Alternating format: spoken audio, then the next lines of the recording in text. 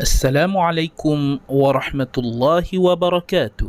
Bersama saya lagi dalam channel Mudarrib 85. Bagi yang belum lagi subscribe, sila tekan butang subscribe beserta butang loceng untuk tidak ketinggalan info-info dari channel ini. Dan jangan lupa untuk menekan butang like dan share. Bismillahirrahmanirrahim. Assalamualaikum warahmatullahi wabarakatuh. Apa khabar murid-murid semua? Ustazah harap semuanya berada dalam keadaan sihat. Ustazah juga harap murid-murid sudah bersedia untuk video pembelajaran hari ini di dalam pelajaran adab tahun 3. Tajuk masih lagi kebersihan dan peraturan sekolah. Pada video kali ini kita akan lihat akibat dan kesan sekiranya kita tidak menjaga kebersihan sekolah. Apakah perkara-perkara yang tidak elok akan berlaku sekiranya kita mengabaikan penjagaan kebersihan sekolah? Yang pertama, persekitaran sekolah tidak cantik, busuk dan menjadi tempat pembiakan nyamuk dan tikus.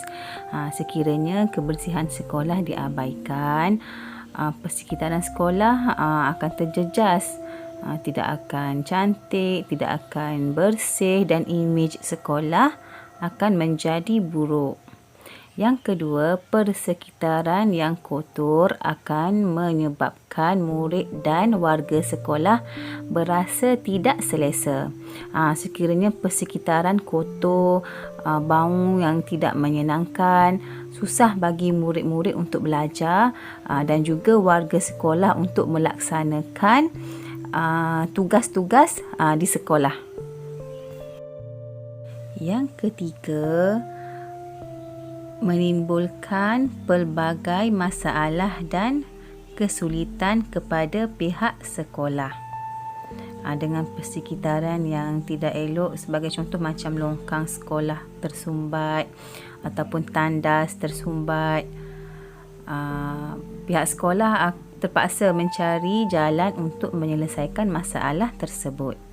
Yang keempat, murid tidak dapat menumpukan perhatian kepada pelajaran dan proses pembelajaran dan pengajaran tidak dapat dilakukan dengan baik. Bila keadaan sekeliling yang mengganggu, murid-murid dan juga guru tidak dapat fokus kepada proses pembelajaran dan pengajaran. Melahirkan murid yang tidak berdisiplin dan tidak bertanggungjawab. Sekiranya ketika berada di sekolah mereka tidak mengamalkan cara untuk menjaga kebersihan di sekitar sekolah, maka sikap tidak berdisiplin dan tidak bertanggungjawab ini mereka akan bawa ketika berada di luar sekolah. Ini adalah sangat tidak elok kepada mereka.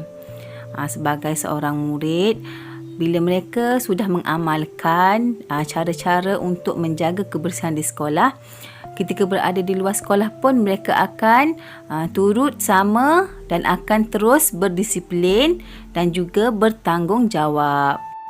Yang terakhir, merugikan wang. Pada slide sebelum ini, Ustazah ada bagi tahu contoh keadaan sekolah yang tidak bersih seperti tandas tersumbat ataupun longkang tersumbat. Bila situasi ini berlaku, pihak sekolah terpaksa mengeluarkan beberapa kos untuk menyelenggara keadaan sekolah yang tidak bersih ini. Jadi itu akan merugikan wang. Kita lihat pula contoh akibat tidak menjaga kebersihan di padang sekolah. Yang pertama, padang sekolah menjadi kotor. Bila sampah dibuang merata-rata, persekitaran padang itu akan menjadi kotor. Yang kedua, sukar untuk melakukan aktiviti di padang sekolah. Bila keadaan padang yang kotor dan tidak terurus, susah bagi murid-murid untuk melakukan aktiviti. Yang ketiga, merosakkan imej sekolah.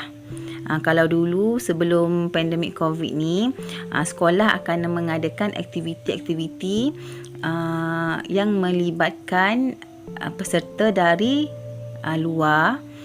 Bila mereka datang ke sekolah kita, tengok padang yang kotor dan tidak cantik, tidak terurus, maka imej sekolah akan tercemar.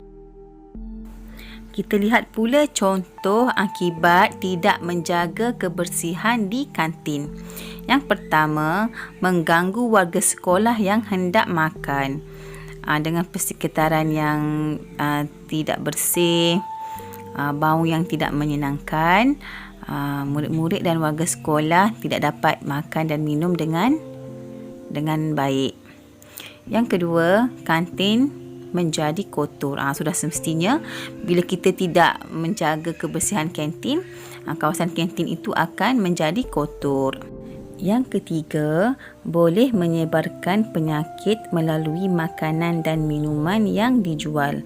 Sekiranya kawasan kantin itu tidak bersih, tempat penyediaan makanan itu kotor, bila pekerja kantin menyediakan makanan, kuman-kuman dan bakteria mungkin akan menjangkiti makanan dan minuman yang disediakan.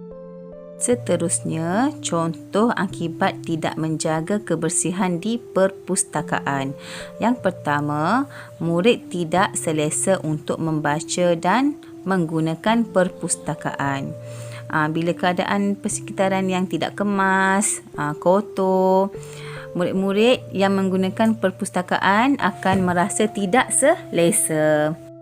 Yang kedua, persekitaran menjadi tidak bersih. Yang ketiga, mengganggu proses murid untuk mencari bahan rujukan.